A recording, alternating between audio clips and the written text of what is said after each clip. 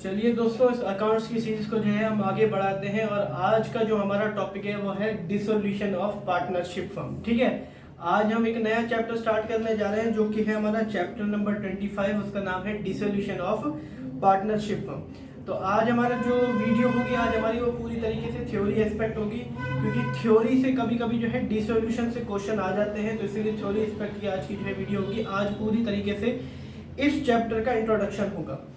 पूरे partnership module में सबसे पहले देख लेते हैं कि हमने किया क्या क्या था। सबसे पहले हमने जो है सीखा था इंट्रोडक्शन टू पार्टनरशिप। पार्टनरशिप से इंट्रोडक्शन करना सीखा था, जिसमें पार्टनरशिप में कैसे अकाउंटिंग थोड़ी सी चेंज हो जाती है वो हमने सीखा था। उसके बाद हमने जो है सीखा था एडमिशन ऑफ पार्टनर में जो है क्या ट्रीटमेंट की जाती है, और उसी चैप्टर के अंदर हमने सीखा था कि जब change in profit sharing ratio होता है एग्जिस्टिंग पार्टनर का, तब जो है क्या ट्रीटमेंट की जाती है। ठीक है, उसके बाद हमने जो है सीखा रिटायरमेंट ऑफ पार्टनर की ट्रीटमेंट की, जब पार्टनर रिटायर होता है तब क्या ट्रीटमेंट की जाती है। उसके बाद हमने सीखा डेथ ऑफ पार्टनर की ट्रीटमेंट की, जब पार्टनर की डेथ हो जाती है तब क्या ट्रीटमेंट की जाएगी। और अभी हमारा जो चैप्टर है वो है डिसोल्यूशन ऑफ पार्टनरशिप फर्म। इसके लिए हमें जो है समझना पड़ेगा कि ये डिसोल्यूशन ऑफ पार्टनरशिप फर्म है क्या। यहाँ पे दो टर्म या दो सेंटेंस निकल के आ जाते हैं, dissolution of partnership firm and dissolution of partnership. ठीक है, सबसे पहले समझते हैं डिसोल्यूशन ऑफ पार्टनरशिप। देखिए, डिसोल्यूशन का मतलब होता है डिसॉल्व, एंड। ठीक है, डिसोल्यूशन का क्या मतलब होता है, एंड होना किसी चीज का। अगर पार्टनरशिप का एंड हो गया, पार्टनरशिप में एंड हो गया, लाइक रिटायरमेंट हो गया, डेथ हो गया, तो ये डिसोल्यूशन ऑफ पार्टनरशिप है। फर्म डिसॉल्व नहीं हुआ, पार्टनरशिप डिसॉल्व होगी। भैया क्या हुआ कि डेथ होगी पार्टनर की, पार्टनर ने रिटायरमेंट ले ली, तो ये पार्टनरशिप का एंड हुआ, फर्म का एंड नहीं हुआ। डिसोल्यूशन ऑफ पार्टनरशिप फर्म का मतलब होता है पार्टनरशिप फर्म का ही एंड हो गया। इट मींस कुछ ऐसी सिचुएशन अब क्रिएट हो गई कि अब आगे बिजनेस चलना ही नहीं है, कंटिन्यू ही नहीं करना, बिजनेस पूरी तरीके से बंद करना है, उसे हम बोलते हैं डिसोल्यूशन ऑफ पार्टनरशिप फर्म। इसमें पूरी पार्टनरशिप फर्म डिसॉल्व हो जाती है। Like A B C D तीन पार्टनर, तीनों में कंसेंट, कुछ ऐसी सिचुएशन बनी जिसके अंदर हमें बिजनेस बंद करना पड़ गया, तो उसे हम बोलते हैं डिसोल्यूशन ऑफ पार्टनरशिप फर्म। ठीक है, डिसोल्यूशन ऑफ पार्टनरशिप क्या होता है, जब पार्टनर रिटायरमेंट ले लेता है, पार्टनर की डेथ हो जाती है, या पार्टनर इंसॉल्वेंट दिवालिया निकल जाता है, तो इसलिए जो है पार्टनरशिप की डिसोल्यूशन हो जाती है। लेकिन जब बिजनेस ही चलना पूरा बंद हो जाता है, उसे हम बोलते हैं डिसोल्यूशन ऑफ पार्टनरशिप फर्म। अब इसके अंदर क्या क्या ट्रीटमेंट होती है वो हम जो है अगली वीडियो में सीखेंगे। आज क्या जो है हम सिचुएशंस पढ़ेंगे जिससे जो है फर्म को जो है डिसोल्यूशन हो सकता है। ये क्वेश्चन थ्योरी में पूछा जा सकता है। सबसे पहला केस कि कैसे जो है फर्म डिसोल्यूशन होता है, डिसोल्यूशन बाय एग्रीमेंट। अब देखिए, एग्रीमेंट के तहत कैसे फर्म डिसॉल्व हो सकता है। पार्टनर ने अपनी सारी सहमति दे दी, मानो ऐसी कंटेंट बनी कि उन्हें आगे बिजनेस करना ही नहीं है। ठीक है, उन्होंने कंसेंट दे दी, आपस में मीटिंग बिठाई, सबकी सहमति बनी, फर्म डिसॉल्व हो गया। डिसोल्यूशन बाय एग्रीमेंट एक तो ये हो सकता है। दूसरा, as per the term of partnership agreement. भैया टर्म लिखवाई गई थी, इस टाइम जो है यहीं तक हम जो है 2 साल या 3 साल तक बिजनेस करेंगे, उसके बाद अब बिजनेस नहीं करेंगे, और टर्म आ गया, उस एग्रीमेंट के तहत भी फर्म जो है डिसोल्यूशन हो सकता है। सेकंड इसमें आ जाता है कंपलसरी डिसोल्यूशन। अब ये ऐसी सिचुएशन है जिसमें डिसोल्यूशन करना कंपलसरी हो जाता है, हम चाहे या ना चाहे भी डिसोल्यूशन होगा। सबसे पहला form, when all partner or all excepting one partner become insolvent or unsound mind।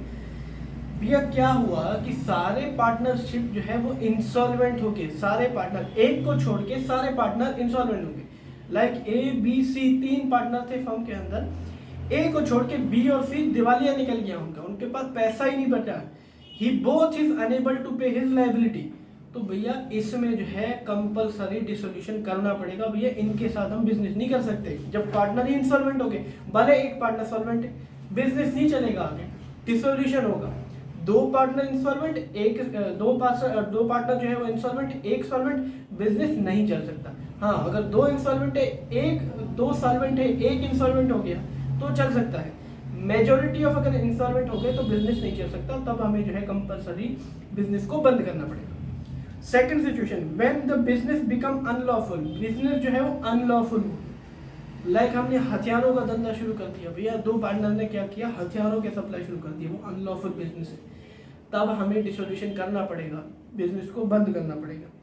When all the partners excepting one decide to retire from the firm, सारे पार्टनर ने, एक को छोड़ के सारे पार्टनर ने डिसाइड कर लिया कि हम रिटायरमेंट ले लें, पार्टनरशिप, अभी हमें कुछ करना ही नहीं, बिजनेस करना ही नहीं, हमें जिंदगी में आराम करना है। मान लो 3 पार्टनर थे, ए, बी और सी। बी और सी ने बोल दिया भैया अब हमें जिंदगी में काम ही नहीं करना, उन्होंने ले ली रिटायरमेंट। अब एक जने से थोड़ी पार्टनरशिप होती है, पार्टनरशिप के लिए मिनिमम 2 पर्सन होना चाहिए, मैक्सिमम 50, मिनिमम तो 2।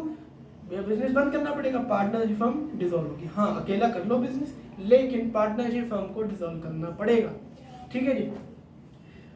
अगली situation, when all the partner और all excepting one partner die, एक पार्टनर को छोड़ के बाकी सब पार्टनर की डेथ होगी, भी एक्सपायर हो गए सारे के सारे। ए बी सी थे, बी और सी की डेथ होगी, एक से तो होनी ही नहीं है, वही रिटायरमेंट वाले की सेम, फिर हमें डिसोल्यूशन करना पड़ेगा।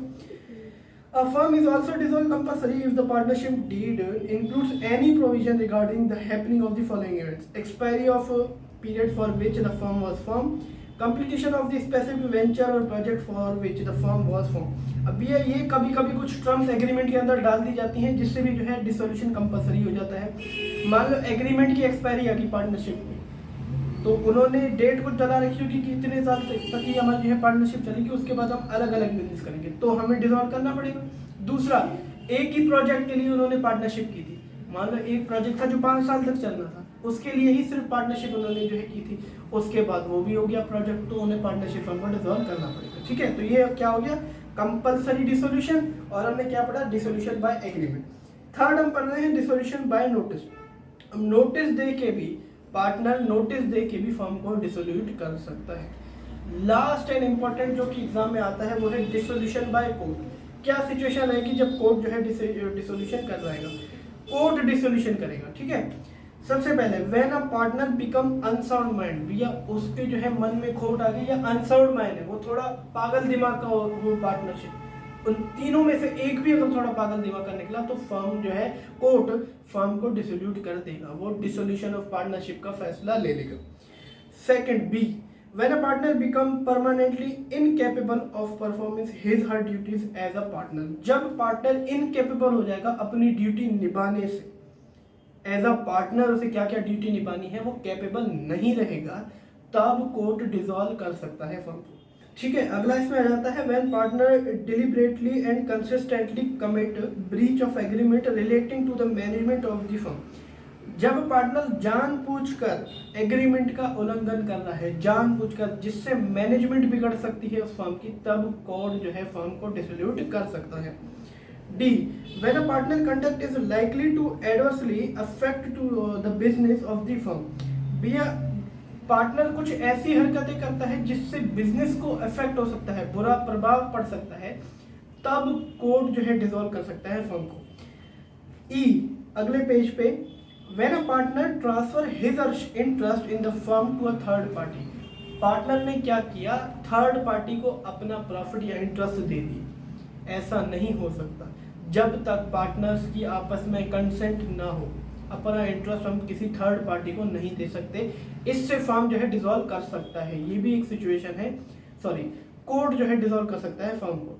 और अगली situation, when the court regard dissolution to be just and equitable, जैसे कोर्ट को अच्छा लगे, या कोई ऐसी सिचुएशन जिससे कोर्ट को अच्छा लगे, उससे भी हम जो है फर्म को डिसोल्यूट कर सकते हैं, कोर्ट फर्म को जो है डिसोल्यूट कर सकता है। तो ये हमारी लास्ट सिचुएशन रही फर्म को डिसोल्यूट करने के लिए। 4 सिचुएशन में हो सकता है, dissolution by agreement, dissolution compulsory, dissolution by notice and dissolution by court. ये सारी सिचुएशन मैंने आपको जो है समझा दी।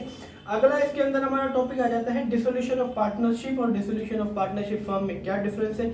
डिफरेंस यही है, उसमें पार्टनरशिप टूटती है, इसमें बिजनेस ही पूरा टूट जाता है। तो ये थोड़ा जो है इसके अंदर डिफरेंस आ जाता है। तो धन्यवाद दोस्तों मेरी वीडियो को एंड तक देखने के लिए। आज की वीडियो में हमने जो है डिसोल्यूशन ऑफ पार्टनरशिप चैप्टर जो है शुरू कर दिया है। आज की वीडियो में हमने जो है इंट्रोडक्शन किया है। अगली वीडियो में हम जो है प्रैक्टिकल अप्रोच से जो देखेंगे कि किस तरीके से हम जो है फर्म को डिसोल्यूट करते हैं। तो अगर आपको वीडियो अच्छी लगे तो प्लीज़ मेरी वीडियो को लाइक कर दीजिए, चैनल को सब्सक्राइब कर दीजिए। चलते हैं हम भी। Have a nice day.